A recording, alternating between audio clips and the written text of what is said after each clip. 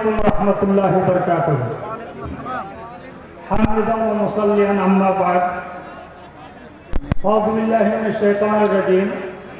बिस्मिल्लाहिर रहमानिर रहीम। इज़ा तल्लक़्तुमुन निसा फतल्लिक़ूहुन्ना लिइद्दतिहिन्ना व अहsul इद्दा वत्तक़ुल्लाह रब्बकुम ला तुख़रिजूहुन्ना मिन बुयूतिहिन्ना वला यख़रुजना इल्ला अन यातीना बिफ़ाहिशतिन मुबय्यना व तिल्का हुदूदुल्लाह व मन यतअद्दा हुदूदल्लाहि फ़क़द ज़लम नफ़्सह ला तदरी लअल्लल्लाह युहदिसु बअद ज़ालिका अमरा। उलमाए किराम, अज़ीज़ान मिल्लत, मेरे दीनी व मिल्ली भाइयों, जामिया इस्लामिया तितवारी का सालाना जलसा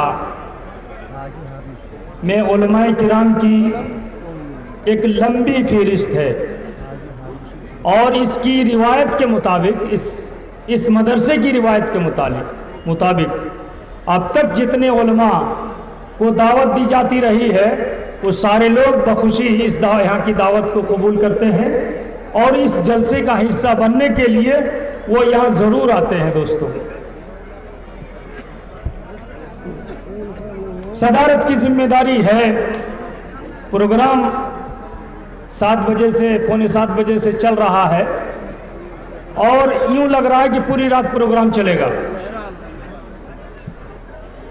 2-3 बातें आपके सामने रखने के लिए मैं खड़ा हुआ हूं, बस चंद मिनट सुन लीजिए। अभी लॉकडाउन साल भर पहले गुजरा है और साल भर पहले लॉकडाउन में जितनी शादियां हुई थी यूं लग रहा था कि शरई अंदाज में शादी हो रही है। चुपके चुपके जा रहे हैं, एक गाड़ी या 2 गाड़ी ले गए या टेम्पो ही में गए, 4-5 बाराती लेकर गए और शादी करके लेके चले आए। क्या लेनी है, क्या देनी है, क्या डिमांड है, किस तरह से, कहाँ गहना खरीदा गया, कहाँ कपड़ा खरीदा गया और कहाँ दावत खिलाई गई, कुछ पता ही नहीं चल रहा था और बहुत अच्छा हो रहा था।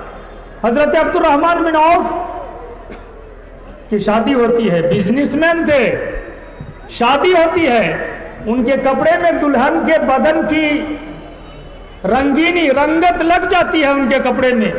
पूछते हैं अब्दुर्रहमान बिन औफ से नबी करीम सल्लल्लाहु अलैहि वसल्लम, माँ भी का या अब्दुर्रहमान, क्या बात है, क्या बात है, कपड़े में ये रंग कैसे आ गया? और उसी रंग से हमारे शेरशाहवादी समाज के मौलवियों ने समझ लिया कि मर्द को हल्दी लगाना चाहिए। अस्तगफिरुल्लाह, मर्द को हल्दी लगाने की कोई दलील नहीं मिलती है दोस्तों, हराम है। मर्द का हल्दी लगाना हराम है, जायज नहीं है दोस्तों।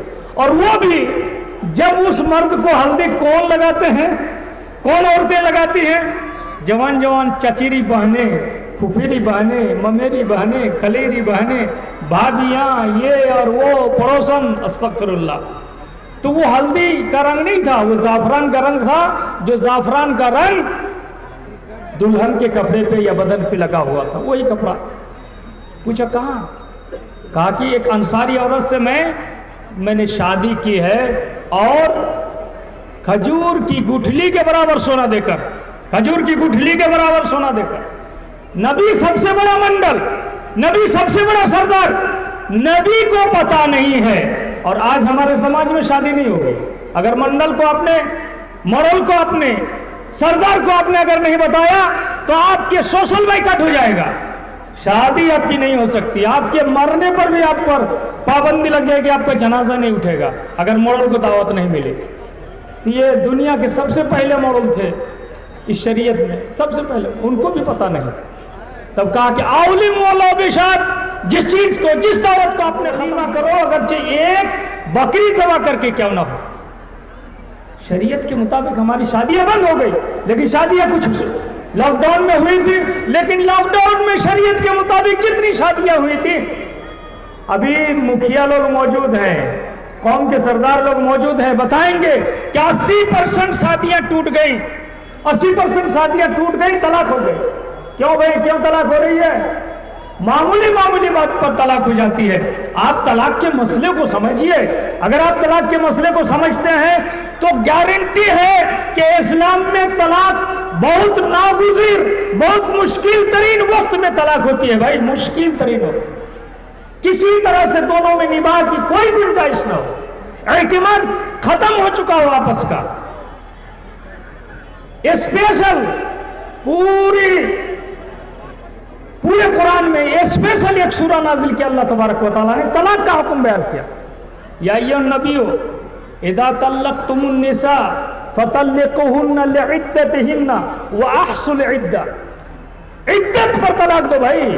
इद्दत क्या है कि आप बीवी के साथ आपकी खटपट हुई है, खटपट हुई है, आप सब्र कीजिए, बीवी को समझाइए, बीवी के बिस्तर को अलग कर दीजिए, बीवी को हल्की मार मारिए, बीवी के बाप को बुलाइए, गार्जियन को बुलाई कर उसको समझाने की कोशिश कीजिए, कोई बात नहीं। ये सारे ऑप्शन गायब हो गए।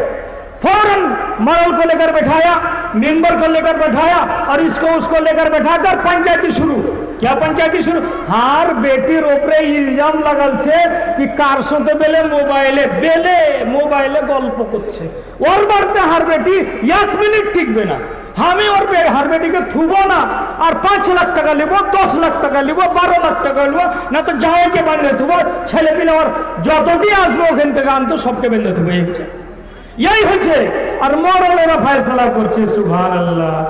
লাগিয়ে দিলে কুণ্ঠে নিয়ে যায় পঞ্চায়েতে, কোন যাদব মুখের দরওয়াজাতে যায় পঞ্চায়েতে, ওইখানে গিয়ে তালাক লেখালেখি হয়েছে। এমএলসির দরওয়াজাতে যায় পঞ্চায়েতে, ওইখানে গিয়ে তালাক লেখালেখি হয়েছে।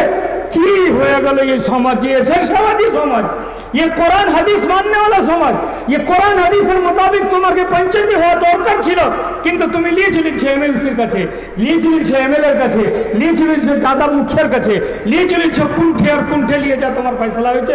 তোমার ফয়সালা दूसरा দরওয়াজাতে কিসের লাগা হবে? নিজের দরওয়াজাতে কেন হবে না?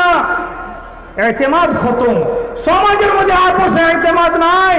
তালাক দিবার পক্ষে খাড়িয়া হলো, লড়কির পক্ষে সবাই খাড়িয়া হলো কিনা তালাক করাবো কি করাবো। তালাক করার পর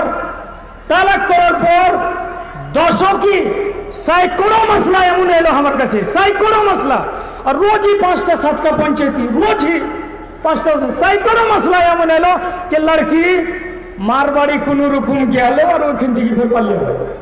মারবাড়ি গেল আর বিয়ে হয়ে গেল অন্য কারোর সাথে, যার সাথে বিয়ে করতে ওর মন রাজি ছিল না, ফের ওখান থেকে পালিয়ে গেল প্রথম লড়কার সাথে। কত এরকম কাণ্ড হয়েছে, কি ছেলে কাণ্ড হয়েছে, ওর উপরে জবরদস্তি করছে। আল বিক্রু তুস্তামার ওয়া ইবনু হাসুমাতুহা ওয়াল আইয়ুম তুহরিবু আন নাফসিহা। दूसरी रिवायत है वल আইয়ুম আহাক্কু বিনাফসিহা, कि एक बाकेरा कुमारी लड़की के जिज्ञासा करा होते, परमिशन लेवा होते और इजाजत और बात लिबे और मा लिबे कि अमुक लड़का तुम्हार लेगे पसंद आछे कि ना, যদি अमुक लड़का पसंद থাকে তোমার সাথে বিয়ে দাও, ওর সাথে বিয়ে দাও, পছন্দ থাকলে কই দিবে, চুপ থাকবে, খামোশ থাকবে।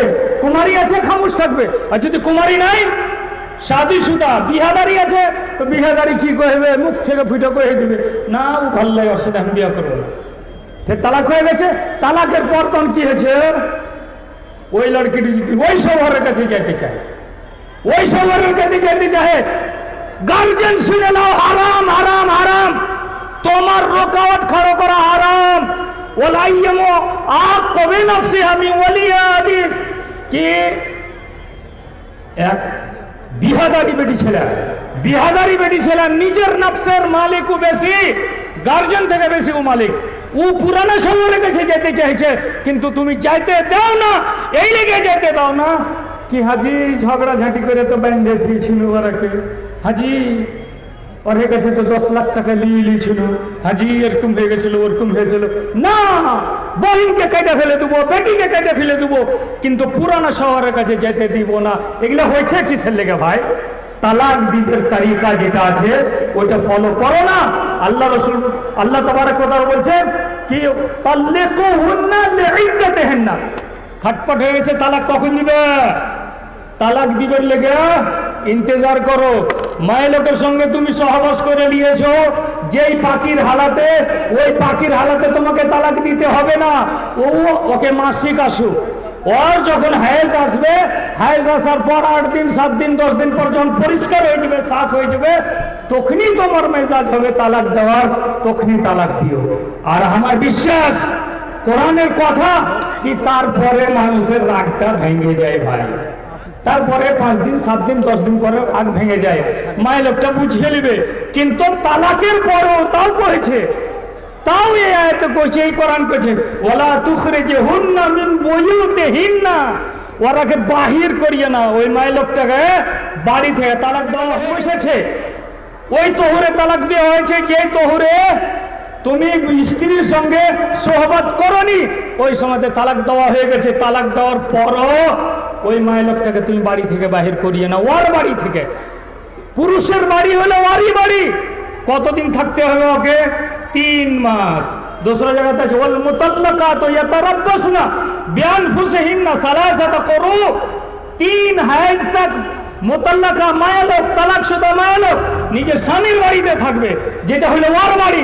ওই বাড়িতে 3 মাস ভর থাকবে। 3 মাসের পর তখন ওকে আলাদা করো ভাই। কিন্তু এখন বাপ কইছে, আরে কালু, আরে বুঝা গেলিয়ে টান নিয়ে চল, তুই দেখে 1 মিনিট বুঝা হারে থাকতে পারবে না এখানে, এবারতে থাকা হারাম। কোন মৌলভী সাহেব হারাম করে দিলে? কোন হাদিসে হারাম করেছে? কোন কোরআনে হারাম করেছে? মৌলভী সাহেবকে পুছ করা হয় না তালাকের সময়তে, কি করতে হয় না করতে হয়। কিন্তু একটা মৌলভী সাহেবকে নিয়ে যা, এই সমাজ বসিয়ে যায় ওখানে। তারপরে মৌলভী সাহেব যদি কোনো কথা কইতে যায়, লক্ষ্য থাকো, তোমার দ্বারাতে কি চলবে যে সমাজ? যে তোমার দ্বারাতে, তোমার দ্বারাতে সমাজ চলবে না। সমাজকে তো আমরাকেই চালাইতে হবে। তার লেগে তুমি লক্ষ্য করে থাকো, কিছু কইও না। আমরা যেটা করছি সেটাই হবে, সেটাই করবো। আস্তাগফিরুল্লাহ। শরীয়তকে হাতে নিয়ে আজ ছিলিমিলি খেলেছে মৌলভীরা, মন্ডলেরা, সর্দারেরা।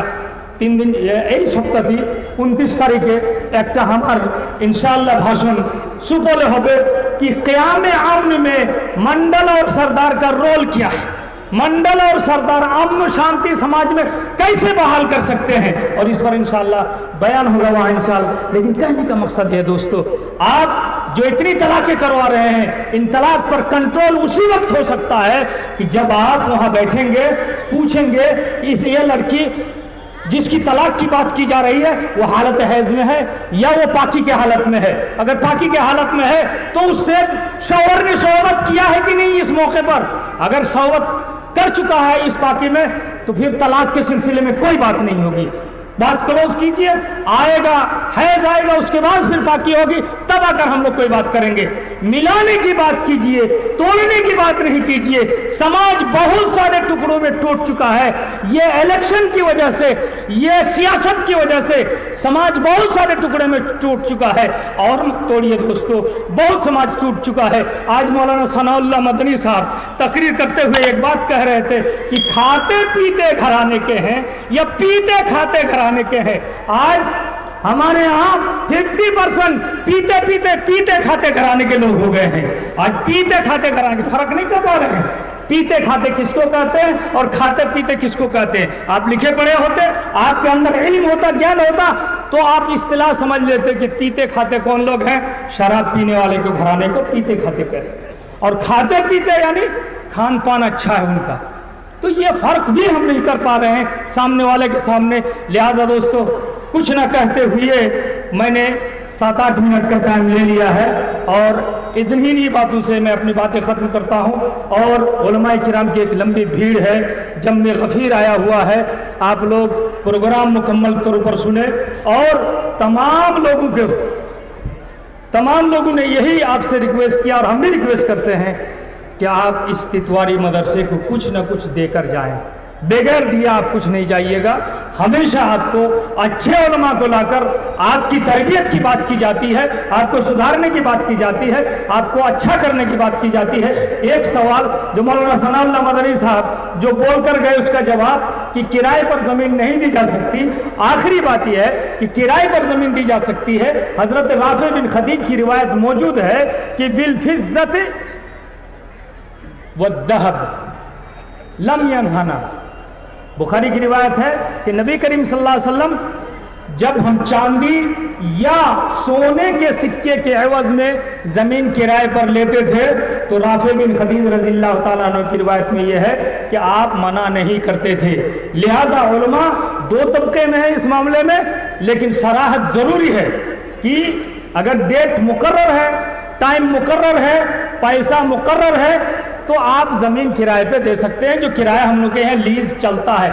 लेकिन जो सवाल आया हुआ है कि हमने 1 लाख रुपया लिया, 2 बीघा ज़मीन हमने किसी को दिया और 1 लाख रुपया लिया, लेकिन हम 4000 रुपये ही कटवाते हैं साल में, तो 4000 रुपया कटवाना नाजायज़ है, हराम है दोस्तों।